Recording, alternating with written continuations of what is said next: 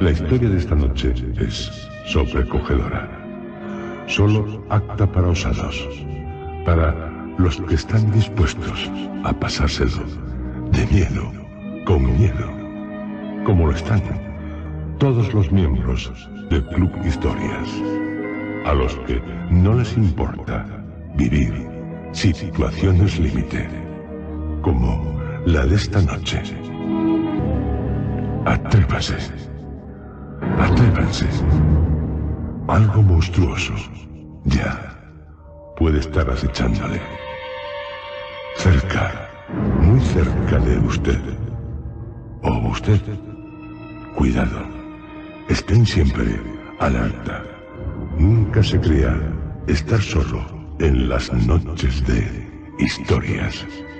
Porque las noches de este programa son distintas. Ya saben por qué lo son. Y esta es una de esas noches en las que cualquier horror es posible. Se atreve. Quédese a oscuras, en tinieblas, envuelto por ellas, o a la luz de la llama que tiembla tanto como usted temblará de una vela, y viva el horror.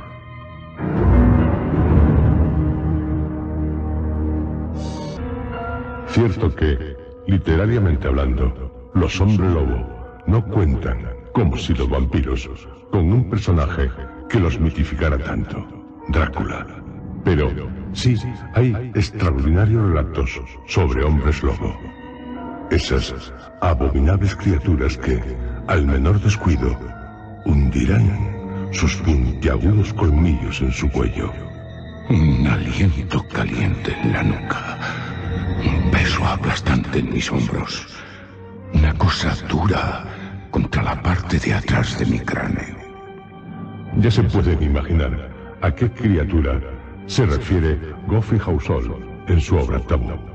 Alguien así de monstruoso, también aparece en una novela de Marryat.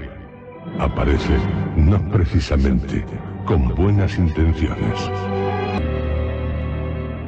Frederick Marryat, el célebre capitán Marryat, publicó en 1837 la novela El buque fantasma en el New Monthly Magazine por entregas. En la novela, de gran éxito, trata de una conocida leyenda marítima, la del holandés volador. Pero en uno de los episodios trata de un caso de licantropía. El título del relato, uno de los grandes clásicos del género, es El lobo blanco de las montañas Harz. Tales montañas, aunque se nos diga que están en una región salvaje al norte de Alemania, no se molesten en buscarlas en ningún mapa, a no ser que se trate de un mapa dedicado a lugares fantásticos. El capitán Marryat, que a los 14 años se enroló en la Marina Británica, antes de llegar a ser gobernador de Santa Helena, participó en no pocas batallas navales, principalmente por las Indias Orientales. Pero, alcanzando los 40, había nacido en 1792 en Londres, se retiró a escribir. Casi todas sus obras, una treintena, están inspiradas en sus experiencias marineras. Tienen mucho de autobiográficas, como Peter el Simple, el guardiamarina, el piloto del Tamagi. Con ellas, quien fue miembro de la Royal Society logró una gran popularidad. Y por otras, aunque también de aventuras, pero no de temática marítima. Así como por sus cuentos para niños, siendo Los cautivos del bosque el más conocido. Seguro que muchos de ustedes han leído Un náufrago en el Pacífico, o El capitán Reedy, Jacobo Fiel. Escritor realista, pero sin olvidar lo fantástico, que a él le agradaba el género gótico, por lo que no debe extrañar el que en algunas de sus obras introduzca elementos fantásticos, siendo El buque fantasma un buen ejemplo. El episodio El lobo blanco de las montañas Harz, un relato que también se publica independiente de la novela, es para muchos el primer gran clásico del género. Otros, tal calificativo, lo reservan para el escrito por el alemán Johann August Happel, que publicó en 1810, en colaboración con Friedrich Long, el libro de los fantasmas, colección de sagas y mitos nórdicos. Creo que en la actualidad solo se conoce la traducción inglesa del relato de Happel, en que presenta un caso de licantropía. Se publicó en Inglaterra casi a mediados del siglo pasado, con el título The Boar Wolf. Frederick Marryat, en El Lobo Blanco de las Montañas Harz, nos relata una misteriosa historia. Krantz, uno de los ocupantes de una pequeña embarcación, cuenta a su compañero Philip lo que hasta entonces, navegando entre islas malayas, no había podido hacer. Su padre había sido siervo de un noble húngaro que tenía grandes posesiones en Transilvania. Al llevar 5 años casados, teniendo 3 hijos, el mayor César, el propio Krantz y Marcela, la pequeña, fue traicionado por su mujer, que cedió a los deseos del noble, estando él ausente. Pero, al regresar, inesperadamente, los descubrió y, deshonrado, los mataría. El noble le había ascendido a la mayordomía por su inteligencia y respetabilidad en cuanto se le presentó la primera ocasión. En una cruda noche de invierno, tras reunir apresuradamente todo el dinero que pudo, él era rico, llevándose a sus hijos, huyó en un trineo. Dejaría atrás su país natal, buscando refugio en el norte de Alemania, en lo más intrincado y recóndito de las montañas Harz. El padre de Krantz compró una cabaña rústica aún del lugar, situada a unas 2 millas de todo lugar habitado. Por el verano, cultivaba unos acres de tierra que daban suficiente cosecha para el sustento familiar. En invierno, salía a cazar, quedando solo sus hijos por mucho tiempo, que apenas salían de la cabaña, pues los lobos merodeaban constantemente alrededor de ella. Temiendo que ocurriera algún percance, no les dejaba el fuego encendido, se veían obligados a meterse debajo de montones de pieles de osos. Eran unos niños desatendidos, abandonados a sí mismos. En los inviernos, en silencio, solo deseaban que se derritiera la nieve, brotaran las hojas, cantaran los pájaros, quedar otra vez en libertad. Krantz cuenta a su compañero Philip. Así fue nuestra vida hasta que mi hermano cumplió 9 años, yo 7 y mi hermana 5. En las montañas Harz, donde decían ocurrir cosas extrañas. Y en verdad, al alcanzar mis 7 años, ocurrieron. En una noche de invierno, en la que mi padre había regresado de muy mal humor, tanto que a mi hermana la arrojó a un lado, y ella se hizo sangre en la boca al caer, oímos el aullido de un lobo. Mi padre, cogiendo el rifle, salió a cazar al lobo, pero pasaban las horas y no regresaba. Decidimos, puesto que suponíamos que se había alejado mucho tras el lobo, prepararle una buena cena.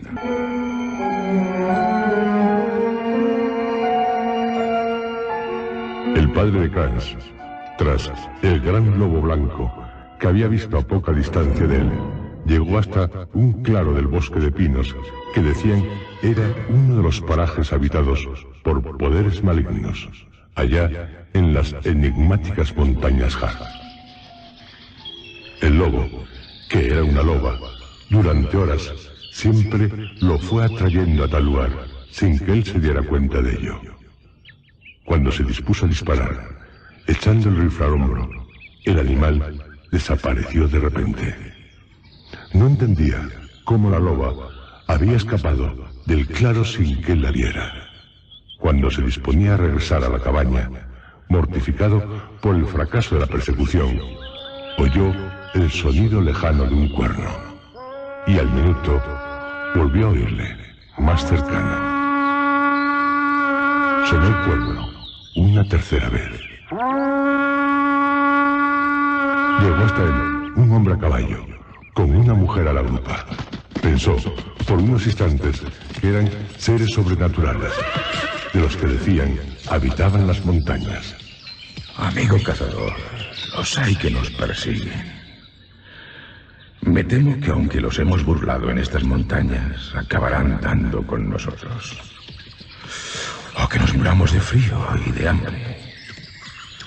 Mi hija, vaya más muerta que viva. Puede ayudarnos. El padre Kranz les preguntó, tras invitarles a su casa, aunque poco les podía ofrecer, aparte de cobijo, de dónde venían. Hemos huido de Transilvania, donde tanto el honor de mi hija como mi vida corrían igual peligro. Transilvania, de donde también había huido el padre de Kranz. Les ofreció toda la ayuda que pudiera. Les comentó lo de la loba. La mujer le dijo que había pasado junto a ellos cuando salieron al claro. Y se fueron hacia la cabaña. Se encontraron con la cena que habían preparado los tres hermanos. Kranz se fijó en la mujer. Era joven, de unos 20 años. Su ropa de viaje toda ribeteada de pelo blanco. También era blanco el gorro, de armiño.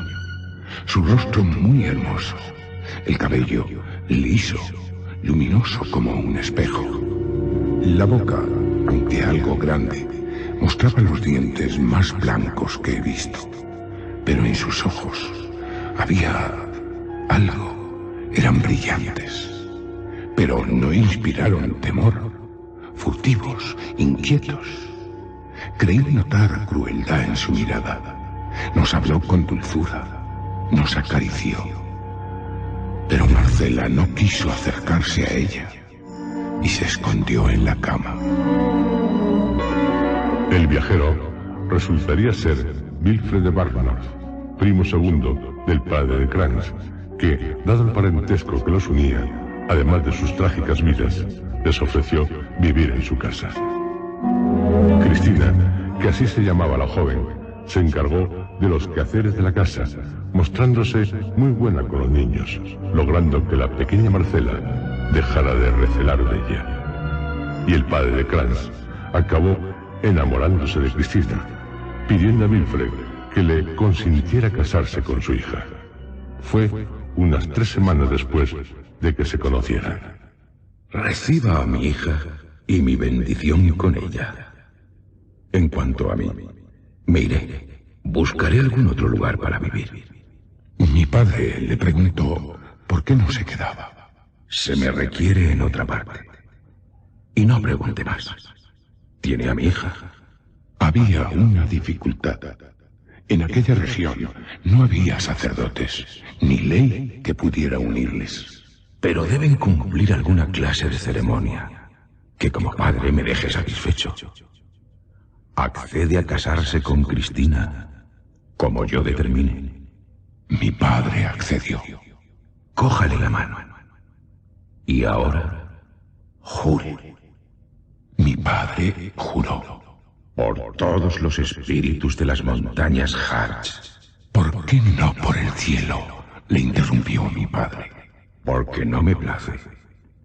Supongo que no tendrá ninguna objeción si prefiero ese juramento. Mi padre le advirtió que le hacía jurar por algo en lo que no creía. Pero Wilfred le replicó que otros muchos sí creían, aunque por fuera pareciesen cristianos. Y mi padre acabó diciendo: juro por todos los espíritus de las montañas Harz, por su poder en el bien y en el mal, que tomo a Cristina por mi legítima esposa, que la protegeré, cuidaré y amaré siempre, que jamás levantaré mi mano contra ella. Y también repitió lo que añadió Wilfred: y si falto a este juramento, caiga toda la venganza de los espíritus sobre mí y mis hijos, que perezcan por el buitre, el lobo u otra bestia de los bosques, que les sean arrancadas las carnes de los miembros y que sus huesos se blanqueen en algún lugar desierto. Todo esto juro.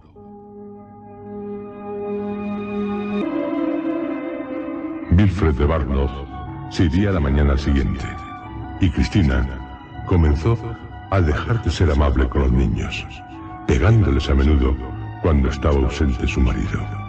Una noche, César y Clarence fueron despertados por Marcela, que les dijo que ella había salido en ropa de dormir tras cerciorarse de que su esposo dormía. Permanecieron despiertos y, pasada una hora, al oír un gruñido de lobo bajo la ventana, creyeron que a Cristina la iba a despedazar. Pero, a los pocos minutos, ella apareció, procurando no hacer ningún ruido.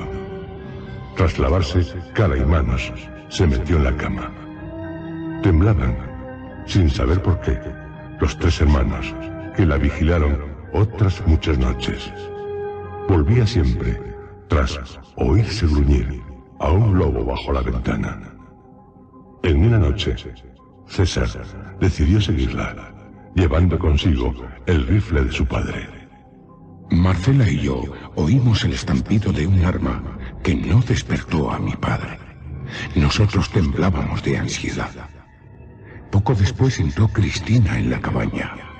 Tenía la ropa ensangrentada, ropa que arrojó al fuego, poniéndose otro camisón. Pero se dio cuenta de que le sangraba profusamente la pierna derecha. Tenía como una herida de bala. Se la vendó y se quedó ante el fuego. En cuanto despertó su padre, le preguntó dónde estaba su hermano César. ¿Tu hermano? Pero yo no sé. ¿Dónde puede estar? Ay, Dios mío. Esta noche... Sí. Esta noche, mientras dormía, me pareció oír que alguien descorría el cerrojo de la puerta. Señor, señor. Mira. ¿Y tu rifle? No está. Y cogiendo un gran hacha, salió de la cabaña. Mi padre, minutos después, regresó con el cuerpo destrozado de mi hermano en brazos, que depositó en el suelo, cubriéndole la cara. Tu hijo debió coger el rifle para matar a un lobo. El animal fue más fuerte que él. Pobre César. Ha pagado cara su temeridad. Mi padre no contestó, y yo no pude hablar porque me lo impidió Marcela. Sabíamos que ella, Cristina, nuestra madrastra, de alguna manera, algo tenía que ver con la muerte de nuestro hermano.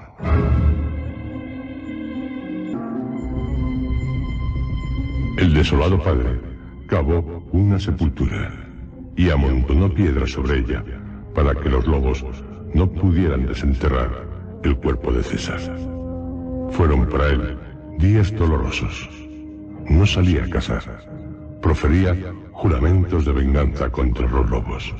Pero Cristina seguía con sus vagabundeos nocturnos. Hasta que un día, descolgando el rifle, el padre de Clarence se fue al bosque y al regresar... Malditos sean todos los lobos. ¿Qué ocurre? Se las han arreglado para desenterrar el cuerpo de César. Pero... No quedan de mi pobre hijo más que los huesos. Dios mío. Todas las noches gruñe un lobo debajo de nuestra ventana, padre. ¿Y por qué no me lo habías dicho, muchacho? La próxima vez que lo oigas, no lo dudes, despiértame al instante. A mi madrastra le rechinaron los dientes. Los dos hermanos siempre permanecían juntos, pero al llegar la primavera, dejaron de oír los gruñidos de un lobo debajo de la ventana. Cristina salía menos por las noches. Ella, un día, dijo ir al bosque a coger unas hierbas para su marido, pidiendo a Marcela que vigilara la comida. Clarence y su padre quedaron entre ella y Marcela, entre el bosque y la cabaña. A la hora nos sobresaltaron unos gritos que provenían de la cabaña, indudablemente proferidos por Marcela, que creí se había quemado. soltamos la azada y fuimos hacia la casa. Antes de que llegáramos a la puerta, salió como una exhalación un gran lobo blanco. Marcela, con el cuerpo horriblemente mutilado, agonizaba tendida en el suelo. Solo pudo mirarnos con dulzura antes de morir. Mi madrastra entró cuando aún estábamos inclinados sobre el cuerpo de Marcela. Manifestó un gran pesar por lo ocurrido, pero no le horrorizó el espectáculo de la sangre. Mi padre, que pensé iba a enloquecer, tardó varios días en enterrar a Marcela, pues Cristina le rogaba que lo hiciera. Llegó a enterrarla en una fosa junto a la de mi hermano, tomando todas las precauciones posibles para que no desenterraran su cuerpo los lobos. Solo en la habitación que había compartido con mis hermanos, me sentía un desgraciado. No sabía cómo, pero estaba seguro de que mi madrastra tenía que ver en las muertes de mis hermanos. Y en la noche siguiente al entierro de Marcela, estando despierto en la cama, vi a Cristina salir de la casa. Me vestí tras esperar un rato. Entreabrí la puerta y, bajo una luna brillante, descubrí a mi madrastra quitando las piedras de la sepultura de Marcela. Lo hacía con ferocidad, como una bestia salvaje, y al ver que llegaba al cuerpo de mi hermana, subiéndolo a un lado de la fosa, no soportándolo más, desperté a mi padre, gritándole que se vistiera y cogiera el rifle. Él, creyendo que había lobos, saltó de la cama sin tan siquiera reparar en la ausencia de su mujer. Mi padre quedó paralizado de horror al ver lo que yo ya había visto. Cristina arrancaba grandes jirones de carne del cuerpo de Marcela y los devoraba con una avidez propia de un lobo. A mi padre se le había erizado el cabello. No puede ser verdad. Lo es, padre, señor. Y con rabia disparó. Cristina cayó desplomada. Dios mío. Y él también se desplomó. Cuando volvió en sí, murmuró: ¿Dónde estoy? ¿Qué ha pasado? Ah, sí, ya recuerdo. Que el cielo me perdone. Nos acercamos a la fosa. Quedamos asombrados y horrorizados. Sobre mi hermana no estaba el cuerpo muerto de mi madrastra, y sí el de una gran loba blanca. La loba blanca. La loba que me atrajo al bosque. Que me llevó al claro maldito. He tenido trato con los espíritus de las montañas Harz. Volvería a colocar el cuerpo de Marcela en la sepultura y con el tacón de su bota golpeó la cabeza del animal. Ya en la cabaña se arrojó sobre la cama y yo también hice lo mismo, aterrado. A la mañana siguiente, entrando impetuoso en la cabaña, Wilfred preguntó: ¿Dónde está mi hija? ¿Dónde deben estar los demonios? ¡En el infierno! Y sal de este hogar, o bien que lo lamentarás.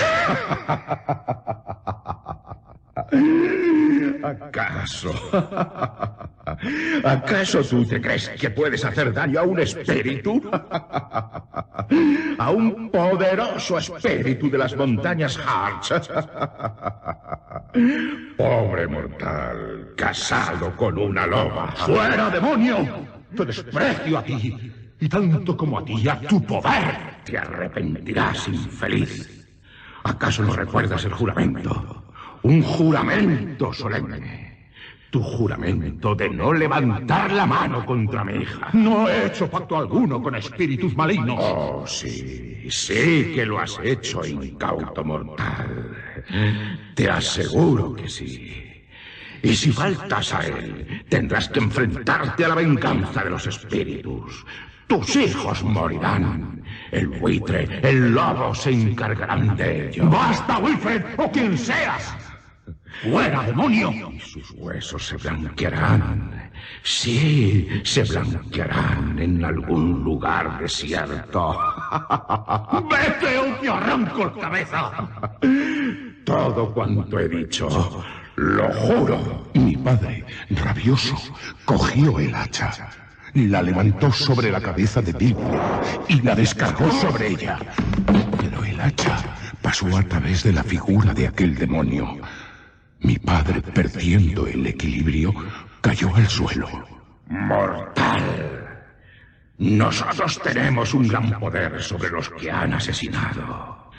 Y tú, sí, tú, eres culpable de un doble asesinato. Recibirás el castigo ligado al juramento de tu matrimonio. Han muerto 2 de tus hijos. Te queda el tercero. Él seguirá a los que han muerto. Y ahora vete. Sería fácil el darte muerte, pero sería un acto de benevolencia. Tu castigo es que bebas. Y el espíritu desapareció. Mi padre, arrodillándose para rezar, me abrazó con ternura. Abandonaríamos la cabaña al día siguiente y nos dirigimos a Holanda. En Ámsterdam, a los pocos días de estar en la ciudad, a causa de una encefalitis, mi padre murió delirando como un loco. Y yo acabé en el hospicio. Y Krantz le dice a su amigo Philip que tiene el convencimiento de que acabará pagando las consecuencias del juramento de su padre. Pasados 20 días, avistan Sumatra y siguen ruta a través de los estrechos para dirigirse a Pulopenan, aunque Krantz tiene el presentimiento de que nunca verá esa ciudad, pidiendo a su amigo que acepte las monedas de oro que lleva en una faja alrededor de la cintura, cosa que Philip rechaza.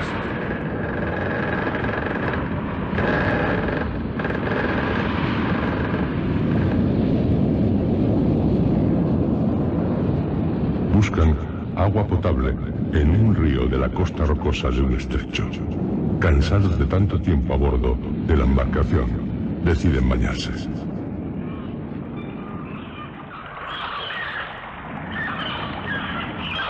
Krantz, tras el baño, considera que aquella es una buena ocasión para dar el dinero a Philip, que acaba aceptando, más por no contradecir a su amigo que porque desee tal dinero. Así Krantz se quedará tranquilo. Philip le dice que no se imagina qué peligro puede haber para él que no tenga que correr también él mismo. Pero, al decir tal cosa, Philip, estupefacto, vio cómo un tigre se llevaba la figura de Krantz a extraordinaria velocidad, desapareciendo en la espesura. Philip se quedó atónito, inmóvil durante más de una hora. Su amigo había presentido su fin. Por eso había querido darle el oro que yacía en la arena junto a las ropas de Krantz. Y Philip recordó la maldición. Sus huesos se blanquearán en un lugar desierto. Tanto el espíritu maligno de las montañas Har como su hija habían sido vengados.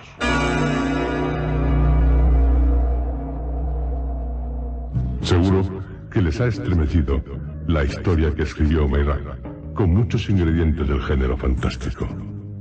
De no haber otro antecedente, es la primera vez que nos encontramos con un caso de mujer loba, o de hembra loba, como prefieran. Una historia que se inicia en la mítica Transilvania, publicada 60 años antes que Drácula, que continúa por las montañas Harz, al norte de Alemania, lugar poblado de malignos espíritus, finalizando en un lugar tan lejano como la exótica Malasia. Y también cuenta con otro ingrediente de especial interés, el tigre, un demoníaco tigre. No se trata de una casualidad. El tigre cumple con la maldición. Es un enviado del mal. Recuerden a los hombres oso de Canadá, a los hombres tigre de la India, a los hombres leopardo de África. En África, por la tropical principalmente, si de noche se oye un espantoso rugido de leopardo, es muy probable que, de mañana, alguien aparezca asesinado, siempre presentando huellas de uñas o de mordiscos en el cuello, característico del ataque de este animal, que mata rompiendo el hueso del cuello. Si en noches sucesivas no hay más muertes, se considerará que se trató efectivamente de una muerte debida al ataque de un leopardo. Pero, si hay más, se celebrará una reunión de brujos, a la que también asistirán los jefes del lugar, así como los ancianos, en la que se intentará descubrir al culpable o culpables, comenzando por los parientes de la víctima, que serán sometidos, además de tener que jurar a varias pruebas de magia negra. Si se acusa a una determinada persona, esta será sometida a la llamada prueba del bambú afilado. Osvaldo Pegaso escribe: el individuo sospechoso es conducido a la plaza del pueblo ante un brujo que, rodeado de todos sus instrumentos y sentado en tierra, mantiene entre las piernas una vara. A los lados se sientan dos brujos de menor categoría, armados también de una vara. A una señal convenida, uno de los brujos menores empieza a golpear en la vara del gran brujo, y enseguida el otro brujo menor empieza a hacer lo mismo que el anterior, con golpes lentos, iguales, rítmicos. El brujo mayor mira fijamente a su bastón, que mantiene inmóvil, con los brazos completamente rígidos. El ritmo del golpear de los otros dos se hace cada vez más veloz, hasta que el brujo mayor empieza a hacer girar sus ojos y a mover con el mismo ritmo de los bastones sus brazos sobre el suelo. Los golpes se van haciendo cada vez más fuertes y más rumorosos, aumentando también el ritmo. Esto puede proseguir durante horas y horas sin que el gran brujo caiga en trance, lo que se interpreta como un signo favorable para el individuo sospechoso. Pero más frecuentemente sucede que de improviso el gran brujo se revuelve convulsivamente en tierra, presa de un terrible trance hipnótico, con el cuerpo sacudido por salvajes contracciones. Luego, mientras el rumor de los golpes se intensifica cada vez más, el brujo aferra la gruesa vara, precipitándose sobre el acusado y golpeándolo con una furia endemoniada. En este momento, el acusado, lleno de terror, confiesa su culpa. Se puede pensar que, sometido a una prueba así, cualquier acusado, sea o no sea inocente, acabará declarándose culpable. Pero, por los archivos de la policía del lugar, se trata de una prueba que resulta. Así, se desenmascaró, por ejemplo, en el siglo pasado, a la secta de los hombres leopardo. Y aún hoy se practica en todo aquel que se sospeche de tal. Pieles de leopardo, puñales, tenazas, uñas, lanzas, será lo que se encuentre en las guaridas de los hombres leopardo. De tratarse de una secta, contará con un gran jefe, generalmente un brujo, capaz de transformar a sus súbditos en leopardos. Cuentan con el siguiente fetiche: una bola de cera grande del tamaño de la cabeza de un niño. Debe estar formada con hojas estrechamente unidas, mezcladas con fibras de plantas y de animales disecados. El emplasto de estas misteriosas fibras constituye el centro del fetiche. El revestimiento de cera sirve tan solo para conservarlo, para preservar la eternidad del poder mágico. En el período de los grandes calores es inevitable que la bola se reseque y que por tanto su superficie se mantenga uniforme. Es precisamente entonces cuando la magia reclama a sus víctimas. El fetiche tiene necesidad de humedad. Esto explica el recrudecimiento de las matanzas por parte de los hombres leopardo durante la estación seca.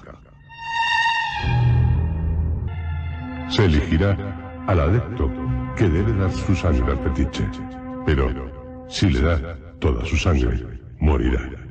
Y esto se contradice con la creencia de que el donante gozará del poder del fetiche, que penetrará en su espíritu. Pero cuando se quiere, siempre se encuentra una solución, una al menos. No solamente él es portador de su sangre, dice el adepto que se sacrificará, sino que también lo son sus padres, sus hermanos, sus hijos. Y si él da la sangre de un consanguíneo, en realidad es como si ofrecieran su propia sangre. Es como si se sacrificara él mismo. La necesidad del ídolo está satisfecha y dispondrá de un poder sobrehumano. No puede decirse que los pertenecientes a la secta sean precisamente tontos.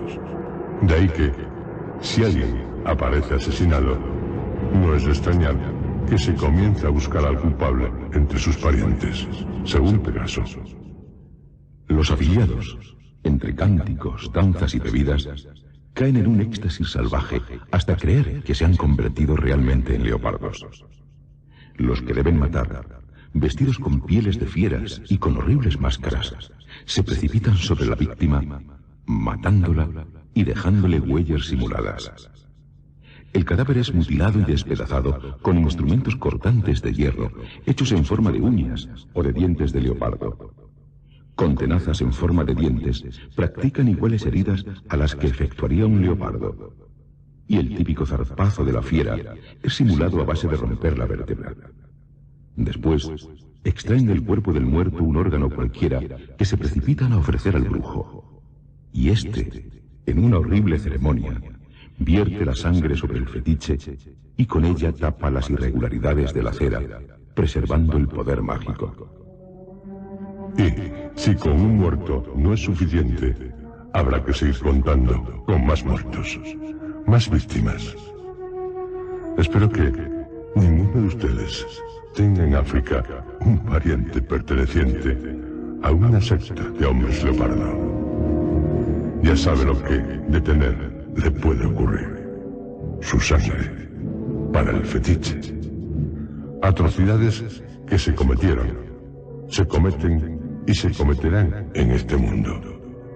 En Europa, el lobo, un animal que para muchos era un enemigo. Lógico es que surgiesen creencias sobrenaturales sobre él o relacionadas con él, como la creencia en el hombre lobo. Unos casos, cierto, de ficción, pero otros reales, trágica, terriblemente reales, como el de Peter Stub, o Stund, o Stund.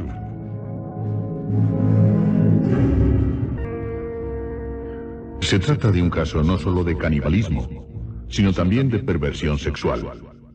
O sea, un típico caso de hombre lobo. Peter Stub, prácticamente durante un cuarto de siglo, asoló una población cercana a Colonia, la pequeña localidad de Bedburg. Se decía que mediante un pacto con el diablo, y aquí tenemos al diablo otra vez, se metamorfoseaba en hombre lobo.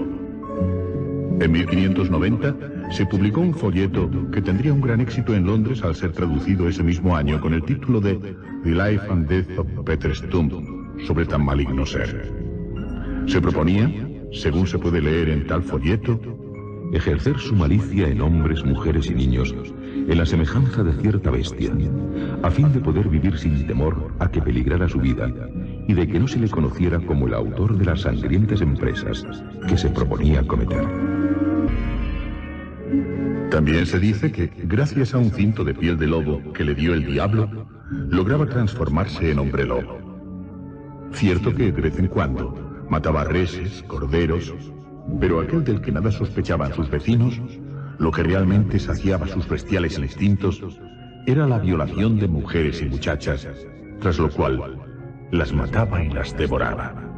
Andaba de un lado para otro, y si podía espiar a doncella, esposa o niña que fuera de su agrado, y por quien sintiera deseo, aguardaba a que salieran de la población.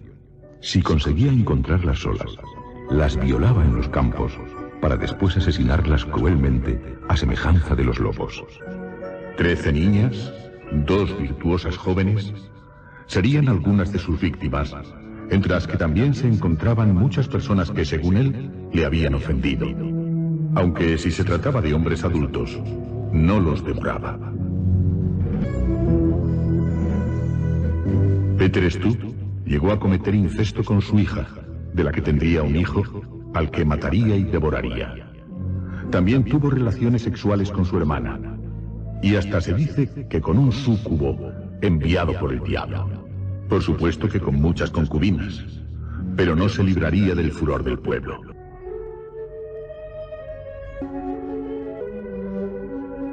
Son realmente impresionantes las ilustraciones que contiene el folleto de la persecución de Peter Stu en su forma de bestia. Hombres, perros. Quiso desorientarles quitándose el cinto, pero no lo logró. Ante los magistrados, no negaría sus pavorosos crímenes. Se le torturó en la rueda para después ejecutarlo, cortándole la cabeza y descuartizándole. La verdad es que tras la tortura que se le aplicó en la rueda, poco más debió sufrir. Tras su ejecución, en octubre de 1589, se empaló su cabeza a las puertas de Bedburg. Toda una advertencia para los hombres lobo. Posteriormente, donde fue empalado, se erigió un monumento en memoria de sus víctimas. Ocurrió en el siglo XVI, pero también en la actualidad, en cualquier parte, puede haber otro Peter Stu u otros Peter Stu. Nunca se confíe, y menos de ese vecino que... No, usted no lo tiene, ni usted tampoco, pero hay un oyente que sí. ¿No le parece un tipo raro? Siempre sale en las noches de luna llena, siempre. Y cuando vuelve, una mañana, ante la puerta de ese vecino, usted vio unas gotas de sangre.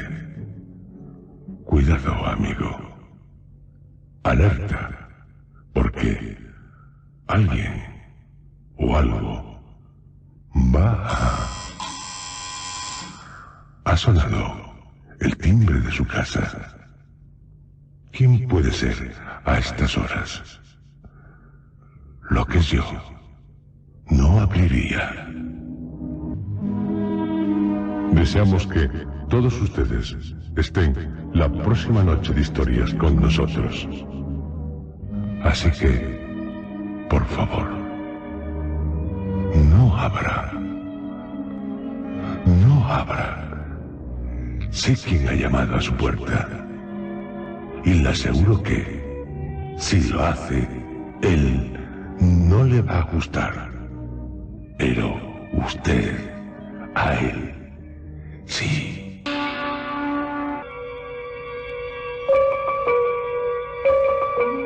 Este capítulo ha sido interpretado por Juan José Plans, Roberto Cruz, José Antonio Ramírez, Luis Alonso Carrasco y Lourdes Guerras.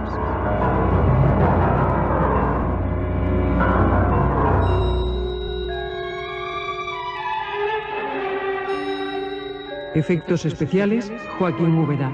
Realización técnica, Armando Multedo y Adolfo Abarca. Dirección, Juan José Plans.